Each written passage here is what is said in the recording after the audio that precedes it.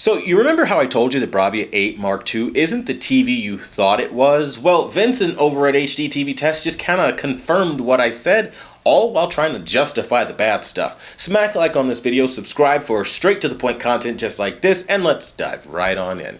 So simply put, HDTVTEST is acting like there's a mystical fairy in the air with his statements on his latest video. Don't know when you watch this, maybe it won't be at the latest video by that time, but you get what I'm saying. There's a video where he's talking about, is it worse than the A95L? And well, in this video, he goes on to say that there's a narrative going around that the Bravia 8 Mark II has worse white balance, and basically the calibration is way too blue out of the box compared to the A95L. The Bravia 8 Mark II, in fact, is intentionally targeting that cooler than D65 white point to better match Sony's reference monitor. Well, hold the phone. If you are intentionally targeting a cooler or colder color temperature to better target whatever your excuse is, that's an excuse. You are intentionally targeting a cooler color temperature out of the box. Well, and it's intentionally cooler than D65 white point. That confirms two things. One, Sony's reference monitor is not reference accurate because it's intentionally cooler than D65 to match that reference monitor, which means that reference monitor isn't a reference for shit because the standard is D65 white point. That is the reference. So you've just proven that everything you've ever compared to that and everybody that's trying to get to that Sony reference monitor is wrong because it's not reference if it's intentionally cooler than D65 white point, which is the industry standard for SDR.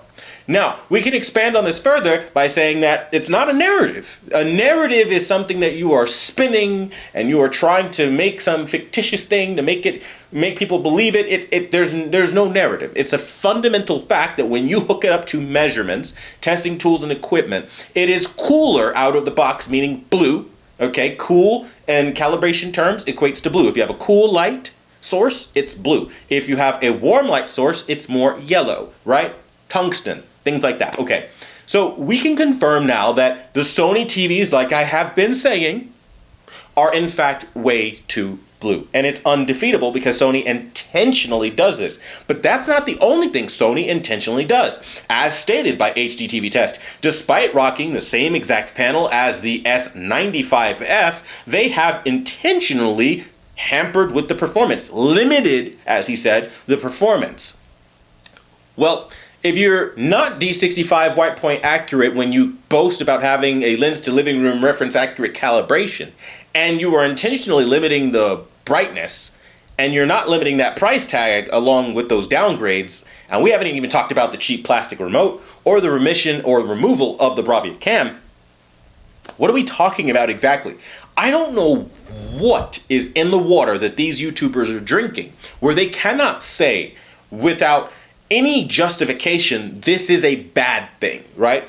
We're trying to get TVs that look great out of the box, which the reference standards already need updating, but they're making it look worse by making it too blue. And everybody else is just following suit behind Sony because of YouTubers like Vincent Teo saying that blue images, which tend to hold a more dead or washed out look to them, literally a pale corpse bride Tim Burton look to the image, is the reference.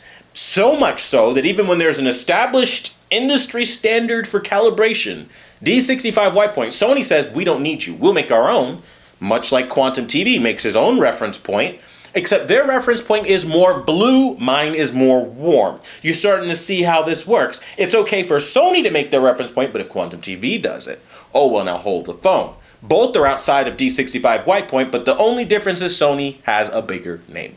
That's the problem here. We are so quick to give adulation and praise to a company when they are clearly on a decline, clearly going the wrong way. And we can't call it out, or 1,000,001 people will say you're hating on them, or you were paid off by Samsung to say this, or LG to say this, or whatever brand they think you were paid off by. But the reality is Sony is just on a decline, and it's clear. Their TVs run way too blue, and you cannot defeat it no matter how great of a calibrator you are, which means those TVs are always going to have a deathly look compared to the competition, meaning they're inferior. Vincent Teo also goes on in this video to explain that, again, the S95F gets brighter. So for most people hearing this, I have better D65 white point coverage on the 95F, and I have better brightness. Why wouldn't I just go over there? I mean, I don't know why you wouldn't.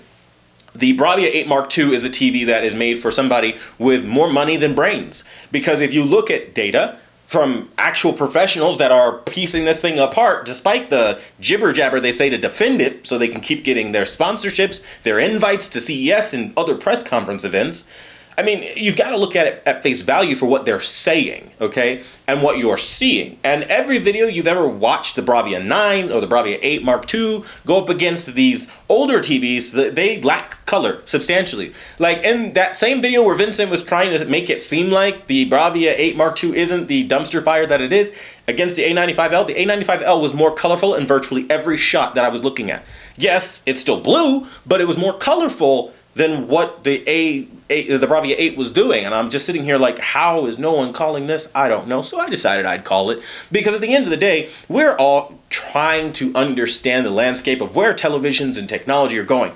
People like Vincent Teo over at HDTVTEST are effectively holding back progress for all the book smarts and knowledge he tries to present him like. And as much as I appreciate him dressing like Mr. Rogers' Neighborhood, I can safely say that I don't need that above the honest part of it, where you can call a spade and say, listen, Sony is way too blue. They are far outside of reference. They need to correct this. Nobody cares that your reference monitor is also inaccurate. We need you to go back to accuracy if you are to claim that you are the purist's TV. And this is where the professionals mode. Blue is not accurate. And I don't know where we started off thinking Sony was the head body that establishes accuracy for everybody. It's been around for 30 years, okay? So if you're going to stick to that 30-year standard, then stick to it. Don't choose arbitrarily that if HDR gets 4,000 nits, now you like 4,000 nit HDR. Oh, no, that's not accurate. Don't arbitrarily decide that if Sony decides to match their reference monitor on all of their TVs, even though they intentionally know that it's not D65 and it's way cooler,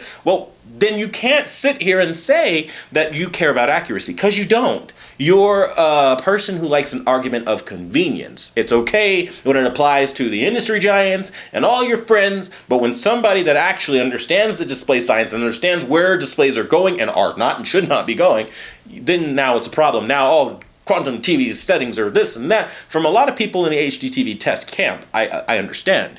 But the reality is, for anyone with a pair of eyes that have seen what I do versus what they do, which is again why still to this day, they will not make settings that I can directly compare, because they know how it would end. No one's stupid over there. Look, there are many things. All these YouTubers have many things, but they aren't stupid. They know exactly what they're doing, and they know exactly what I'm saying. Half of them probably rock my settings at their fucking house. Like, yeah, they look good, but I'll never say it. Okay, at the end of the day, we know what it is. There is a good picture and a bad picture, and the way that they push televisions to be more cool, more blue, more washed out is bad. And that is just fundamentally a fact when you look at colors like magenta, or you look at natural colors like green, or, yellow. These things tend to look green, like yellow looks green when you hit it with blue. Like magenta looks purple when you hit it with blue. There are just some colors that you are just not going to be able to correct or fix because of this intentional shift and the white point so far out of the factory to where you can't even bring it back down. That's the problem. Additionally, Sony has a problem where when you calibrate, it literally affects every type of metadata, like SDR and HDR, they're all considered one white point. That's erroneous as well, because you can't do that. They're rocking different levels of brightness and so on and so forth, right? Color, you could get into it, really can. The point being, you should have a separate white balance for SDR, separate for HDR, but Sony, for lens to living room and being these so-called experts of calibration, can't seem to figure that one out. Every other brand figured it out though, but just not Sony, which therein lies my problem. And before you say that I'm hating on Sony, this video is being shot in beautiful quality on the Sony a7 IV. Okay, so I love my Sony, my full frame, all my beautiful lenses. I love Sony. I think they're a great brand when they try, but therein lies the problem. You first have to yank their head so far out of their ass, and believe me, it's really up there right now to where they think their own shit doesn't stink because they've been living amongst it for so long. It's just a part of the environment in the air, right? You need to pull their head out so they can get some fresh air and some perspective, because they think that they can't be touched. They think that they're too big to fail, all while failing. And when you have that, that becomes a huge problem, which is why I'm making this video to say, don't listen to just Vincent Teo, listen to all the voices, because maybe you might learn something new about your product, Sony,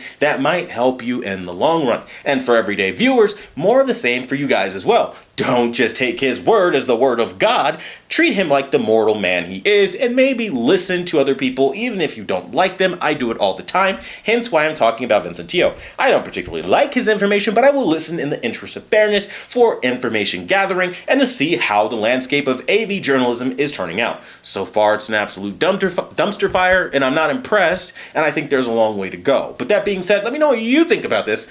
Sony intentionally veering away from reference standards while still holding on to the claim that they're the most accurate TV. Down in the comments below. As always, I want to thank you guys so much for watching the #1 brand in honesty, where we call it exactly like it is. And until the next video, I'll see you guys later.